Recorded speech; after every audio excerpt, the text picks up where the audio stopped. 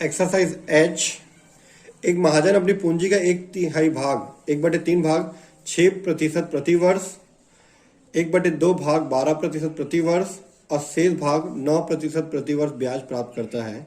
उसकी ब्याज औसत ब्याज दर ज्ञात करना है। ठीक है, 1/3 भाग को 6%, 1/2 भाग को, ठीक है, जैसे मान लीजिए उसके पास इतना पैसा रखा हुआ है, ठीक है, जो भी पैसा है उसका 1/3 को 6% में, 1/2 12% में, और जो बैलेंस यहाँ पे बच जाएगा वो 9% में देता है। तो तीनों का एवरेज कितना होगा वो बताना है, पैसे के हिसाब से बताना है। ठीक है, तो मान के चलो हमारे पास 30,000 रुपए है, 30,000 रुपए। ठीक है, 30,000 का 1/3 करूंगा 30,000 का तो मेरा आएगा 10,000 रुपए। इस 10,000 का 6% पे मैंने दे दिया, 30,000 का 1/2 15,000 आ जाएगा। इसको मैंने 12% पे दे दिया ब्याज पे। 30,000 का यहाँ पे कितना आएगा, यहाँ पे तो 5,000 आएगा, मुझे पता है। अनुपात में कितना आएगा बताता हूँ आपको, 30,000 में 10,000 और ये 15,000। ठीक है, 10 और 15 कितना, 25,000 दे चुके हैं, बचा कितना 5। 30,000 का कितने से डिवाइड करोगे, 5 है, 6 से तो आएगा 1/6 आ जाएगा। कैसे आएगा निकल के बताऊंगा अनुपात में। ठीक है, क्योंकि 10 और 15 में 25, 25 और 5 करोगे तभी तो 30 आएगा। इसको हम लोग 9% पे दे रहे हैं। ठीक है, तो ये तो हम लोग मैंने ऐसे रुपीज लेके बना दिया आपको। ठीक है, लेकिन इसको हम लोग को, ठीक है, 30,000 का 1/3, 1/2, 1/6 ऐसे मैंने रुपीज लेके बनाया है ना। अब मैं आपको उसको अनुपात में लेके बनाता हूँ कैसे। ठीक है, माना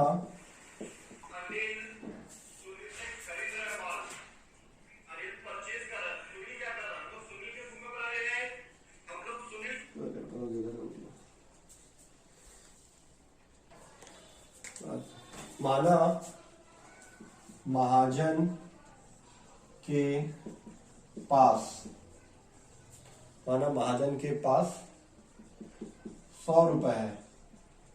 कितना है, 100 रुपए। परसेंटेज अगर 100 लेके बनाना चाहिए, एक्स या फिर 100 रुपए। ठीक है, 100 रुपए है। ठीक है, क्या चीज, पूंजी ना, महाजन के पास पूंजी कितना है, 100 रुपए। पूंजी बोला था ना दूसरे में, 100 रुपए है। ठीक है, पूंजी कितना है, 100 रुपए है। अब पूंजी का 1/3 भाग ना, पूंजी का 1/3 भाग मतलब 1/3 भाग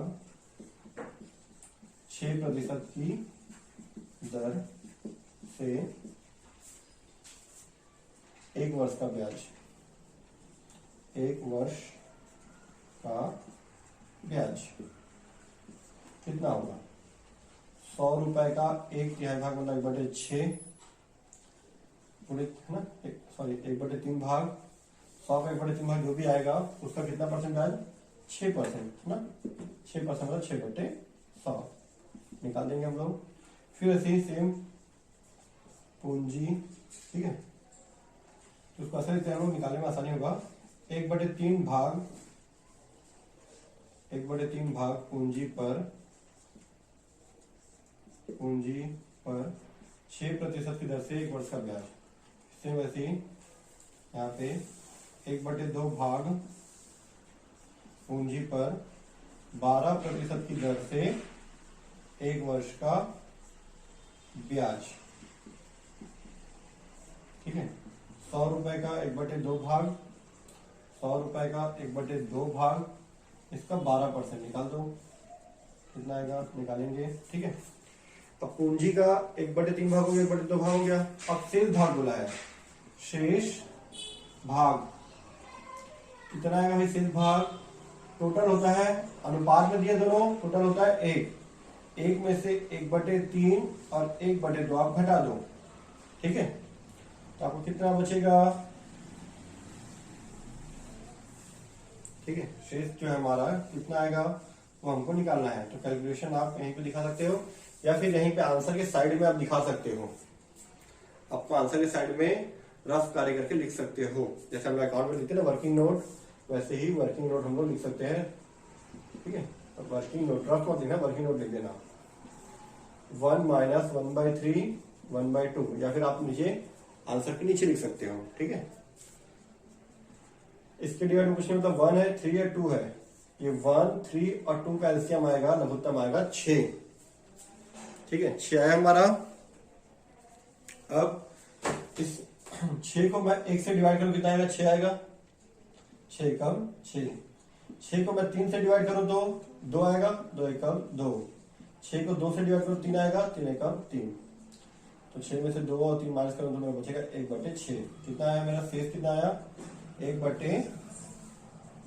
1/6 भाग पूंजी पर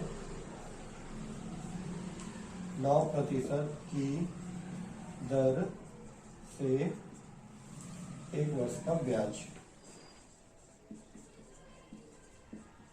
ठीक है। तो 100 रुपए, 100 रुपए 1/6, ठीक है, 1/6। फिर उसके बाद 9/100 कितना आएगा देख लो। 100 से 100 घटा 9/6 तो 1.5 आ जाएगा ये, ठीक है। ये 100 से 100 घटा 12 6 आ जाएगा। 100 से 100 घटा 6 को 3 से घटा तो 2 आ जाएगा, ठीक है। तो औसत ब्याज दर, औसत ब्याज दर देखो मेरे को 100 रुपए का कितना ब्याज मिल रहा है? 2, 6 और 1.5 रुपए।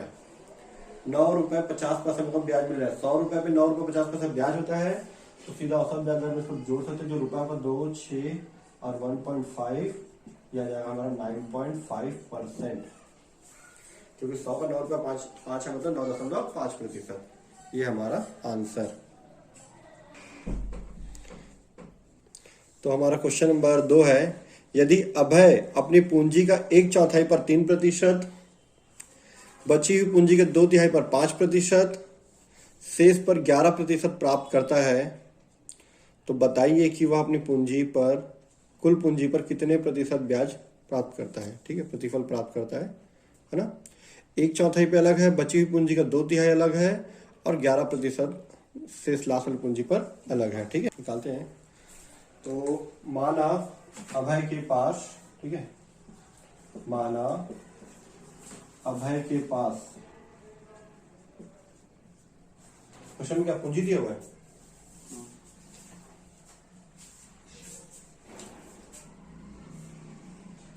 माना अभय का है ना, अभय की पूंजी, अभय की पूंजी कितना रुपए है? 100 रुपए ले लेते हैं, ठीक है। मान लेते हैं अभय की पूंजी कितनी है? 100 रुपए। तो 100 रुपए के अकॉर्डिंग पहले कितने प्रतिशत ब्याज में दिया है? वो 1/4 पर 3%, ठीक है। 1/4 भाग पर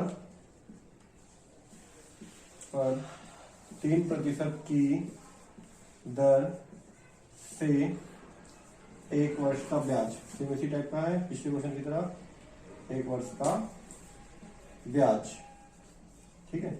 तो 100 रुपए का 1/4, ठीक। ये तो एक काम करते हैं कि ज्यादा अच्छा है कि ना, पहले हम लोग पूंजी को अलग अलग कर देते हैं। 3 अलग अलग भाग है, तीनों को अलग अलग बनाते हैं, तो इस क्वेश्चन में थोड़ा सा आसान होगा, ठीक है। ऐसा लिख देते हैं, पूंजी का, ठीक है, 1/4 भाग, माइनस के रूप में डालना, ऐसा माइनस के रूप में, इधर देखना माइनस कर रहा हूं मैं, ठीक है, क्योंकि शेष बोला ना इसीलिए ना। 100 का 1/4 भाग निकालेंगे, 100 का 1/4 कर दो आप, क्या आ जाएगा? 25। बचा कितना शेष? 75 बचा शेष। अब शेष का 2/3 भाग बोला है, शेष का 2/3 भाग, बची हुई पूंजी का 2/3 भाग ना। तो जो बची हुई पूंजी है उसका बचा पैसा इतना है, ठीक है। तो उसको वाले से शेष का 2/3 2/3 भाग, ठीक है। शेष पूंजी का, शेष पूंजी का 2/3 भाग कितना होगा? 75 बचा है। 75 का 2/3 कर दो आप, तो आ जाएगा 50 आ जाएगा। बचा कितना? 25। ये लास्ट में शेष बचा, ठीक है, ये लास्ट में अंतिम शेष बचा है, ठीक है। अब ये जो लास्ट में जो शेष बचा है उसको, इसको दे रहा था वो कितने परसेंट में? 3% में। इसको दिया है 5% में 50 को, और लास्ट में जो 25 बचे उसको 11% में दे रहा है, ठीक है। तो इसके हिसाब से पहले ₹25 पर 3% की दर से 3% की दर से 1 वर्ष का ब्याज, आप नहीं होगा उधर लिखना, 1 वर्ष का ब्याज, यहाँ तो नहीं होगा जरा, ठीक है, इधर से की दर से 1 वर्ष का ब्याज, ठीक है, 25 इंटू 3%, 7.5 आ जाएगा। फिर वैसे फिर ₹50 पर 5% की दर से 1 वर्ष का ब्याज, ठीक है, 50 इंटू 5% कितना आ जाएगा, ये 50 का 5% आ जाएगा 2.5, शायद कुछ कम आएगा, देखो तो कितना आ रहा है, ये 0.75 आएगा, ये 0.75 और ये आएगा 2.5, ठीक है। फिर लास्ट में कितना बचा, 25, ठीक है, 25 का कितना 11% के हिसाब से कितना आएगा, 25 इंटू 11%, कितना आ रहा है, 2.75, 2.75, ठीक है। तो औसत ब्याज दर बराबर 0.75 प्लस 2.5 प्लस 2.75, तीनों को जोड़ दो, कितना प्रतिशत आ जाएगा आपको, जोड़ दो, कितना आ रहा है आप लोग कैलकुलेटर में,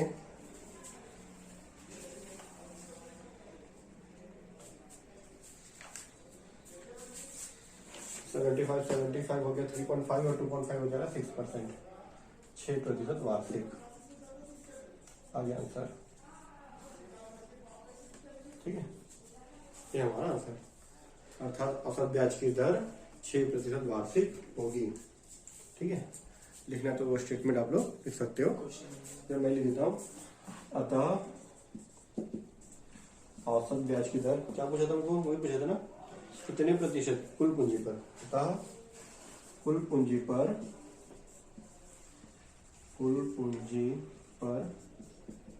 6% वार्षिक ब्याज प्राप्त होगी, ब्याज प्राप्त होगी या प्रतिफल प्राप्त होगी, प्रतिफल बोला तो प्रतिफल लिख सकते हो, ब्याज वाला तो ब्याज लिख सकते हो, ठीक है, प्रतिफल लिख देता हूँ मैं, प्रतिफल प्राप्त होगी। क्वेश्चन नंबर हमारा 2 था, 2 का आंसर।